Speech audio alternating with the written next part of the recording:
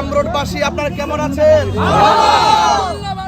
আজ আমরা আখন্দি সাহেব রহমতুল্লাহ আলাইহি এবং ইকবাল শাহ রহমতুল্লাহ আলাইহির মাজার শরীফ জিয়ারতে এসেছি।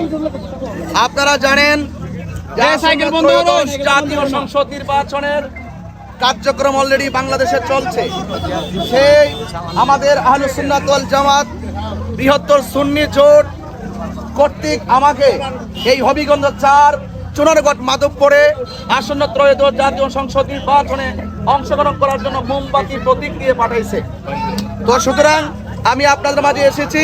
আজকে কিন্তু মূলতভাবে কোনো ধরনের নির্বাচনী প্রচারের অংশ হিসাবে আমি আসি নাই।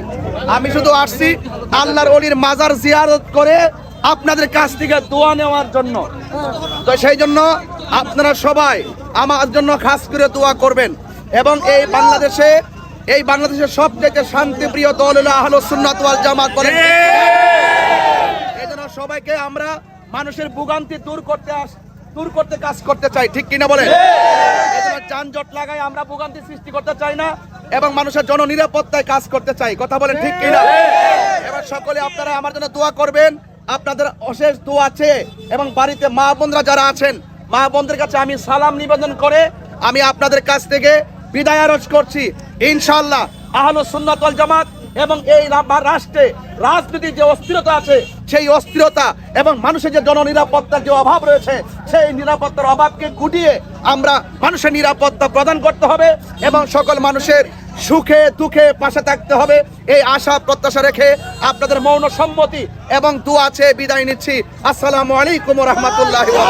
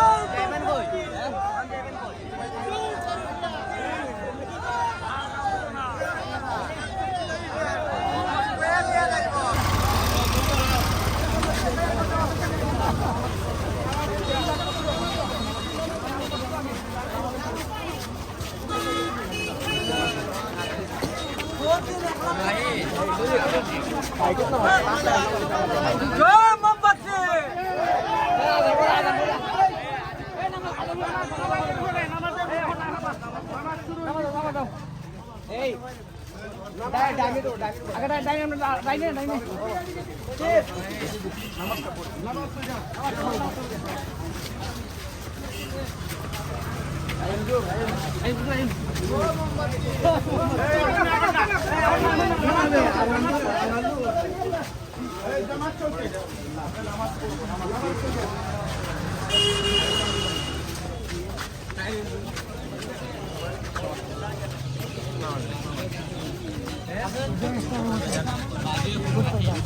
সবাই